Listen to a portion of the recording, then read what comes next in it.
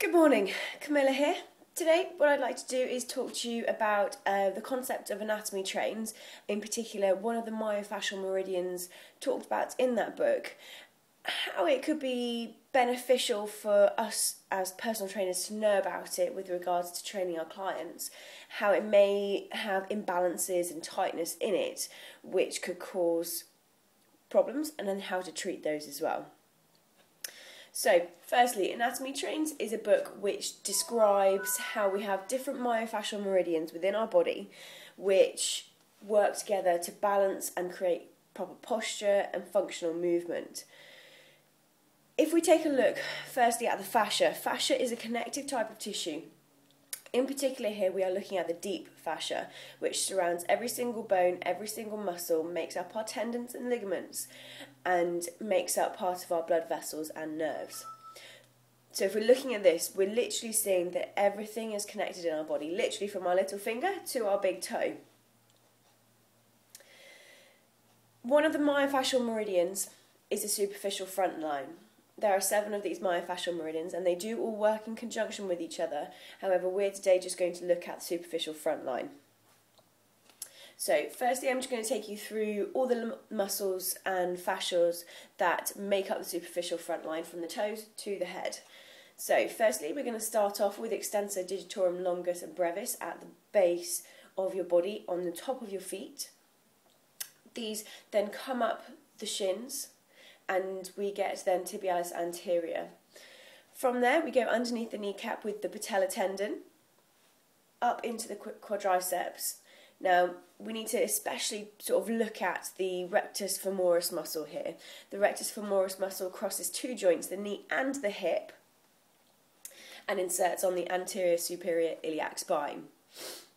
Here we follow the train actually via the hips first, because remembering we've got a fascial coating surrounding every single bone. So we're looking at the pelvis bone here. We're going from the anterior superior iliac spine to the pubic symphysis, and then we're starting with the rectus abdominis muscle. This obviously carries on up the body, and we then get to the sternalis, which is the fascia covering the front of the chest here. Then going on up, we get to sternocleidomastoid, which is in the neck, which then finishes in some scalp fascia around the back of the head. So going from the toes to the neck and the head, all the way up the front part of the body.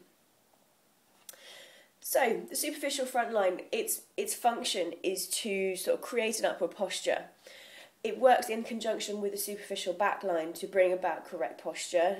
The superficial front line brings about flexion of the trunk, and the superficial back line brings about extension. They work together to create correct posture.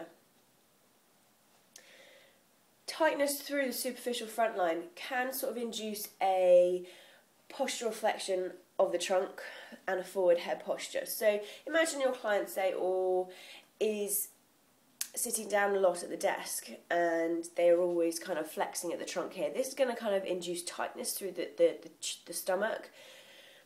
And then say they're looking at a computer screen all the time, they're kind of squinting. It's going to induce again a forward head posture. So you're going to end up, if you look at me from the side here, with this forward head posture and maybe a sort of like hunched over posture.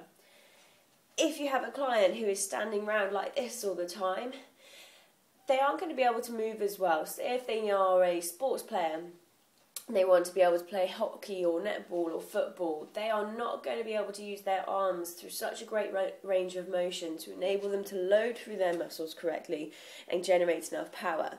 Similarly, if they are a weight loss client of yours, if they are hunched over in this posture, they are not going to be as strong and therefore not as able to lift weights in a safe and effective way in the gym.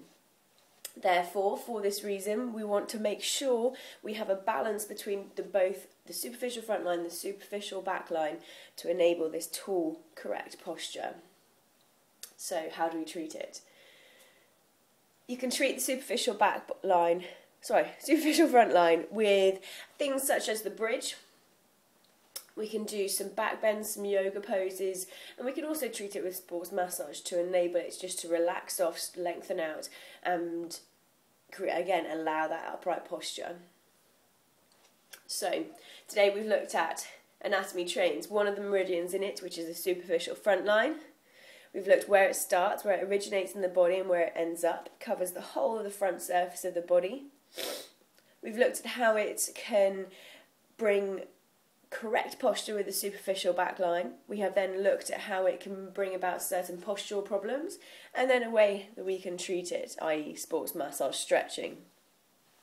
Okay, thank you very much for watching. If you have any questions, please pop a little comment below. Thank you.